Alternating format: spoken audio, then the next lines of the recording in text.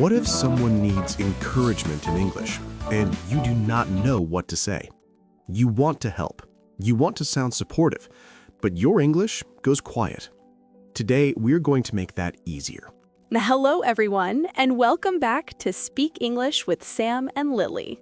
This is the place where we help you speak English in a way that feels real, warm, and human. Hi, Sam. I had one of those moments today where I really wanted to say the right thing, but I could feel my English getting smaller and smaller. Oh no, what happened? A friend sent me a message this morning. She wrote, "I'm so nervous about tomorrow."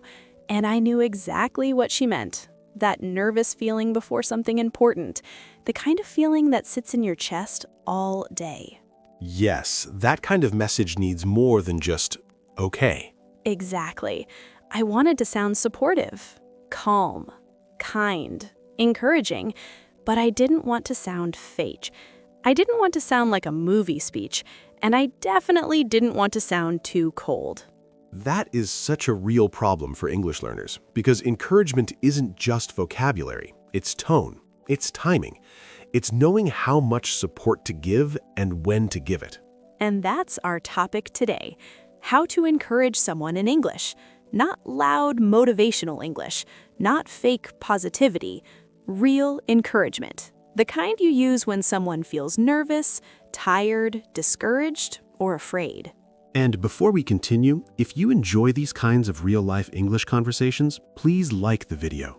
And subscribe to Speak English with Sam and Lily for more easy English podcast episodes. And if you know someone who wants to sound more natural in English, share this episode with them.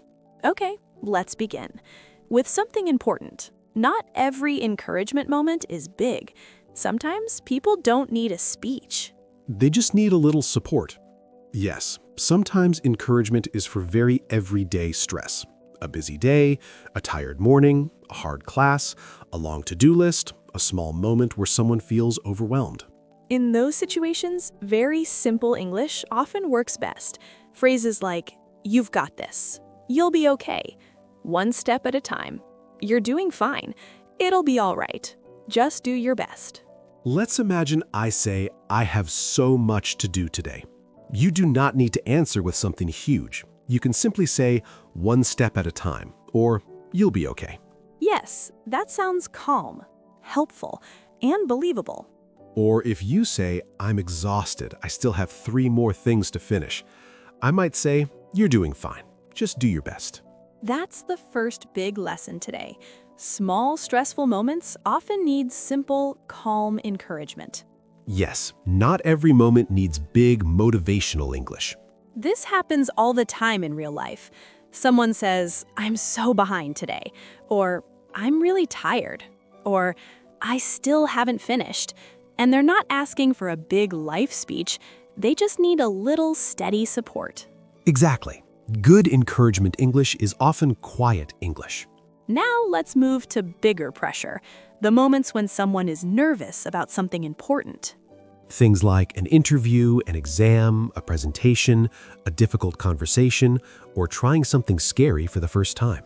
Here, the encouragement can become a little stronger and more direct. Phrases like, "You can do this," "I believe in you," "You've prepared for this," "Just take a deep breath," "You're more ready than you think," "You know you can do it." If I say, I'm so nervous about my interview tomorrow, you might say, you can do this, you've prepared for it. Or if someone says, "I'm scared about the presentation," you could say, "Take a deep breath, you're more ready than you think." That is the second big lesson today. When the pressure gets bigger, encouragement can become more direct and personal. Yes, but even here, the English should still sound believable, not too dramatic, not like a movie coach shouting in the rain. Yes, maybe not, you were born for this moment. Exactly. Maybe something a little more normal. That brings us to the most important pattern in this episode. Listen, comfort, encourage. Yes, this is the heart of natural encouragement. A lot of people try to jump straight into motivation, but when someone feels low, nervous, or discouraged, the most natural thing is often not motivation first, it's understanding first. So the pattern often sounds like this. First, listen, then comfort, then encourage. For example, I'm so nervous about tomorrow. Comfort, yeah, I understand. That sounds stressful. Encourage, but you've worked hard for this. You can do it. That sounds much better than jumping straight to, don't worry, be positive, you'll crush it. Yes, because sometimes people need to feel understood before they can feel encouraged. Let's do a scene. You say, I don't think I can do this. If I jump too quickly to, yes, you can, stop thinking like that, it sounds a little hard. A warmer version would be, I know this feels hard, but you've come this far already. You can do this. Yes, that sounds more human. I think this is a good moment to say something important. You do not need hero speech English. You do not need life coach English. You do not need giant, powerful sentences. You just need calm, encouraging English. Believable English often sounds stronger than dramatic English. Now let's talk about weak encouragement, the kind that doesn't really help. Yes, some encouragement sounds weak because it is too flat. Some sounds weak because it is too forced. And some sounds weak because it ignores the person's real feeling. For example, it's fine. Don't worry. Just be positive. Whatever, you'll be fine. Those can sound dismissive, too quick, too empty. A better version might be, I know it feels hard, but you can do this. It's okay to feel nervous. Just do your best. You've come this far already. That is another big lesson today. Encouragement sounds better when it feels understanding, not dismissive. Let's compare quickly. You say, I'm really nervous about the exam. Weak version, don't worry. Too small. Better version, it's okay to feel nervous. You've prepared a lot for this. Yes, that sounds much more real. Now let's make this more practical. Encouraging friends is not always the same as encouraging coworkers or classmates. Yes, the relationship changes the tone. With friends, you can sound warmer and more personal. With coworkers or classmates, it often sounds better to be a little calmer and slightly safer. With friends, you might say, I know you can do this. I'm rooting for you. You've got this. I believe in you. With coworkers or classmates, you might say, you'll do well. You're well prepared. Best of luck. I think you'll do great. I'm sure it will go well. Same feeling, slightly different style. If my friend says, I'm freaking out about tomorrow, a natural response could be, I know you're nervous, but you've got this. If a coworker says, I'm a bit nervous about the presentation, a natural response could be, you'll do well. You seem very prepared. That is another big lesson today. Encouragement should fit the relationship and the setting. Now let's do something that makes encouragement feel even more real. Follow-up support. Yes, a good encouraging sentence can become even better if it continues a little, not with a huge speech, just with one small supportive next step. Phrases like, let me know how it goes. Message me after. I'll be thinking of you. Tell me how it went. I hope it goes well. If a friend says, I've got my interview tomorrow, you might say, you'll do great. Message me after and tell me how it went. If someone says, I'm really nervous about the exam, you could say, it's okay to feel nervous. Just do your best and let me know how it goes. That makes the encouragement feel more real because it doesn't stop at one sentence.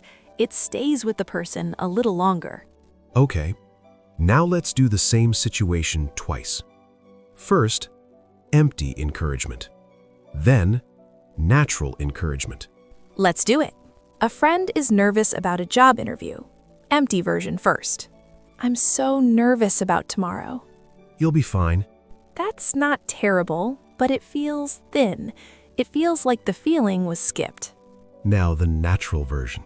I'm so nervous about tomorrow. Yeah, I get that.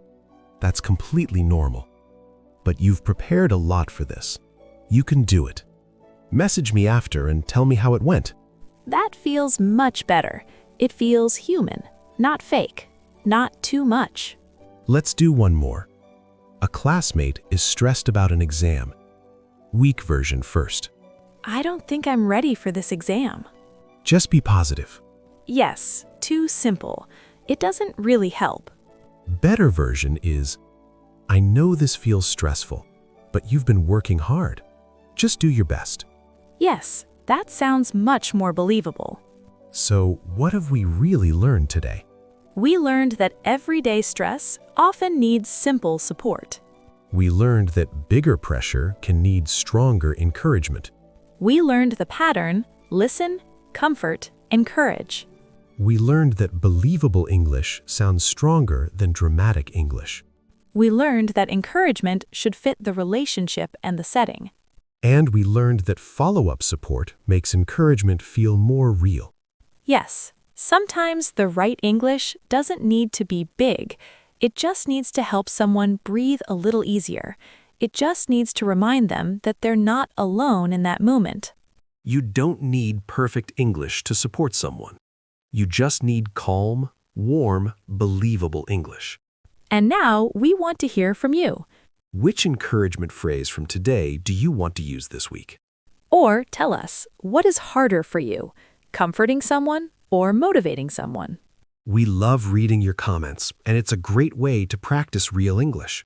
And if this episode helped you, share it with one friend today. And don't forget to subscribe to Speak English with Sam and Lily if you're new here. Thank you so much for listening today. We believe in you. Keep practicing. You can do this. See you in the next episode. Bye, everyone. Bye-bye.